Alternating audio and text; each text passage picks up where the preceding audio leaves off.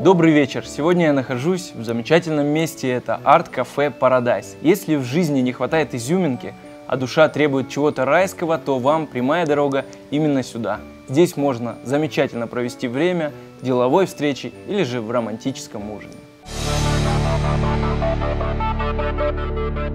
День Святого Валентина в 19:00 группа V7 Club в концертном зале Согу представит вам свою новую концертную программу под названием «Искусство любви». А в День Святого Валентина в клубе 49 будет автопати группы V7 Club после их концерта «Искусство любви». Сегодня, пятница 13, в клубе 49 будет костюмированное шоу, и вход для всех девушек свободный. Сегодня в арт-клубе Infinity нас ждет замечательный джаз-вечер под руководством чудесной Альбины Макеевой. Ну и там же, в День Святого Валентина, нас ждет великолепный концерт от Никиты Васильева. В День Святого Валентина арт-кафе Paradise приглашает вас провести романтический вечер при свечах, блюда итальянской кухни и замечательные коктейли от бармена. На этой неделе в кинотеатрах нашего города будет премьера фильма «Кингсман. Секретная служба». Также в кинотеатрах нашего города могла проходить премьера фильма «50 оттенков серого», но по определенным причинам ее сняли с показа. Отчет об этом вы увидите прямо сейчас. Обличать главные пороки общества и ругать власть умели и практиковали с успехом еще наши классики. Все так же актуальны произведения Чехова, Достоевского, Булгакова. Настолько актуальны, что даже страшно. В этот раз противоборцы решили обратить свой взор на кинематограф. В социальных сетях появился шквал предложений запретить к показу фильм «50 оттенков серого».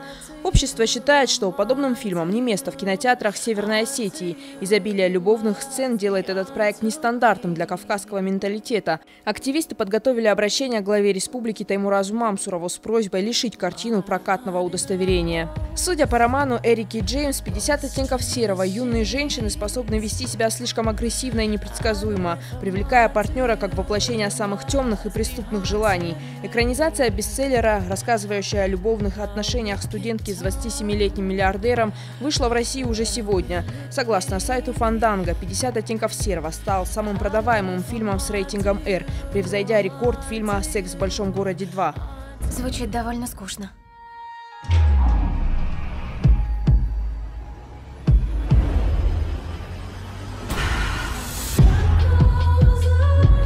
50 оттенков серого. Фильм, обреченный на кассовый успех благодаря феноменальному успеху первоисточника и последующим скандальным высказываниям, решениям и событиям.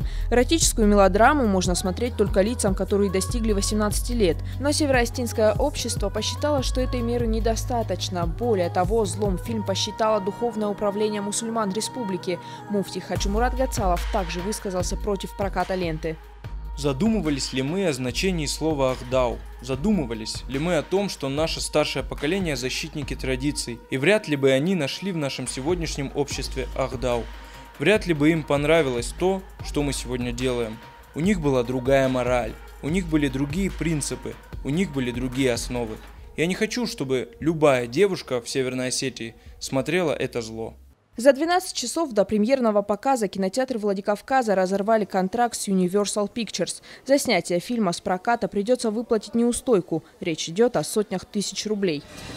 Мы поставили в известность компанию Universal Pictures о том, что по решению руководства республики мы не можем его показывать в нашем кинотеатре. Деньги за билеты будут возвращены по предъявлению, естественно, билетов на кассе, мы всем вернем.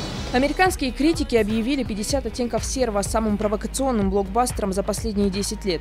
Первые зрители картины подкрепляют этот титул статистикой. В ленте около 20 минут любовных сцен. Интересно, что в попытке привлечь максимальное число зрителей авторы решили отказаться от чрезмерной откровенности, не показывая зрителю ничего лишнего. Для сравнения, в скандальном шедевре Гаспара Ноэ «Необратимость» насильственная сцена длится 10 минут. При этом фильм считается классикой. «50 оттенков серого» Серова. Скандальный роман известной британской писательницы Эрики Джеймс, изданный в 2011 году. С тех пор по всему миру было продано более 70 миллионов экземпляров. Едва ли бестселлер появился на прилавках Северной Осетии, его тут же раскупили. Уже сейчас книга бьет рекорды по всем продажам, обгнав даже Гарри Поттера и Сумерки.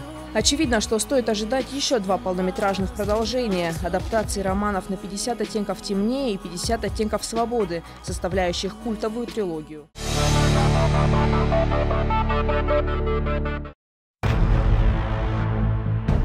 Высокий IQ, хорошие оценки в школе, но все летит к черту.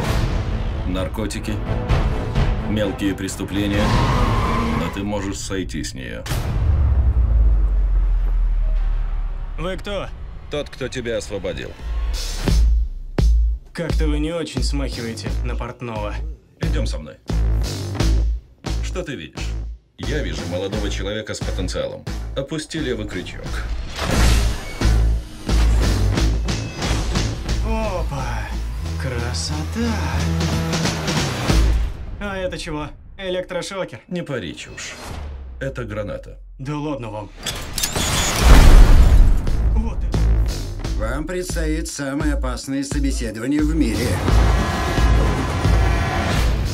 Что, пожалел его? А для него это унизительно. Он может стать отличным агентом. Вас обучат необходимым навыкам, доведут до предела возможностей и научат решать экстремальные задачи. Например, что делать, если у одного из вас нет парашюта? Тебе это интересно? 5, 4, 3, 2,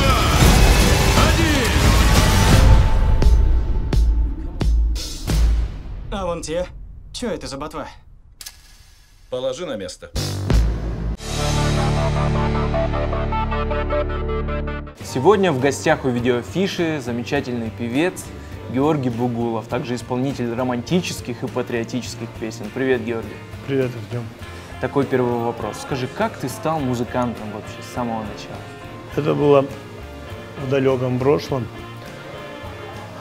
Уже когда более серьезно я начал этим заниматься, это был 98 год. И представить не мог, что я уделю этому большую часть своего времени. Ну и получилось так, что после выступления на фестивале «Теплые звезды» как-то было интересно присутствующим мое творчество. И после этого пошло-поехало. И практически можно сказать, что с 98 по 2006 год я очень плотно занимался. В 90-е годы заниматься чем-то, что-то связывающее с искусством, с творчеством было не модно. Тогда совершенно другие были принципы. Да, то есть это сейчас я осознаю, что это очень комфортное занятие и все такое прочее. А тогда это было не совсем модно, особенно для мальчика. И когда я понял, что мне нужно заниматься пением, я был дико удивлен, и мне этого не хотелось. Сейчас я уже осознаю, что мама сделала правильный выбор, и я очень сильно благодарен ей. Скажи, мы живем не в Москве, живем в маленькой республике во Владикавказе. Каково быть певцом у нас здесь? Но я бы хотел заметить, что крайне плохо эта индустрия работает здесь. Как таковое шоу-бизнеса можно сказать, что нету, и, к сожалению, основной заработок каждого исполнителя, как правило, здесь либо свадьба, либо ресторан. Вот. Это, конечно, колоссальная практика, колоссальный опыт, но я очень рассчитываю, что в скором будущем, не в скором, это все поменяется, и артист начнет зарабатывать именно творчеством, потому что все свое внимание, всю свою концентрацию он должен уделять именно тому ремеслу, чем он занимается. А сложно работать в кабаке, сложно работать, потом заниматься концертом и все такое прочее. Так что я думаю, что все изменится. Георгий, твой голос очень похож на голос Валерия Меладзе. Это от природы так, или ты стараешься подражать этому певцу? И этот вопрос мне, можно сказать, я особо приятен. Потому что бывало время, когда я следил очень сильно за творчеством Валерия Меладзе и, конечно же, за творчеством Константина Меладзе. Ну, скорее всего, просто как какое-то тембральное сходство есть. Потому что я точно знаю, что мой папа в Батуми не ездил, чтобы как-то нас с генетикой связать. Но мне особо приятно, в конце концов, меня сравнивают, пусть даже так, с одним из самых востребованных и желаемых артистов нашей страны. Но подражания абсолютно нету. Потому что если сейчас сравнивать мои песни, ну, как-то раннее творчество, может быть, и что-то и было. Ну, там вот, к слову, красавица Фатима. Ну, если там послушать, конечно, есть какое-то сходство голосовое. Но сейчас это совершенно другое. Мы знаем, что завтра, в День Святого Валентина, ты планируешь какой-то флешмоб. Что-то расскажи об этом поподробнее. Я бы хотел сказать, что это не совсем флешмоб, это массовое мероприятие, концертная программа, учитывая то, что, как я уже ранее говорил, что только творчеством не заработаешь. Вот получилось так, что и под моим началом сейчас находится караоке-клуб «Египет», более известный как «Пирамида» в свое время. Ну и вот ко Дню Святого Валентина, ко Дню влюбленных, мы вот с друзьями, с Никитой Васильевым, там, с Султаном Ураганом, с Русланом Кабалоти, там вот, ну еще очень много тех людей, с которыми я общаюсь и вырос, мы решили сделать на улице перед клубом «Египет» такой концерт, поздравить наших жителей и всех влюбленных. Я от всей души приглашаю в 2 часа дня, вот завтра на Маркуса, перед клубом «Египет» будет концерт. Мы напоминаем, что завтра, в День Святого Валентина, возле караоке-клуба «Египет» будет концерт в исполнении наших любимых певцов. Теперь перейдем к тебе, собственно говоря, и к части видеоафиши. Расскажи, любишь ли ты кино, ходишь ли в кинотеатр?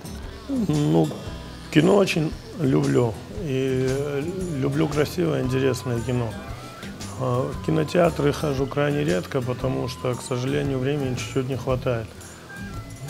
Как это не парадоксально бы звучало, но, тем не менее, слежу за афишей. Скажи, если бы у тебя была возможность встретиться с любым человеком, когда-либо жившим на Земле, с кем бы ты встретился и что бы ты у него спросил? Я бы с удовольствием встретился с легендарным, с величайшим оперным певцом современности, «Случай на повороте». Очень сильно. Да, человек, несмотря на его весомость, величину, очень скромный. По той информации, которой я обладаю, там из средств массовой информации, ну и с большим удовольствием бы спросил его о творчестве Олега Тайсаева, что он думает. Потому что мнение Олега Тайсаева мне известно. В принципе, спасибо большое. В принципе, вот так. Спасибо большое за замечательную беседу. Было очень приятно. Спасибо тебе. Спасибо. Всего доброго. До свидания.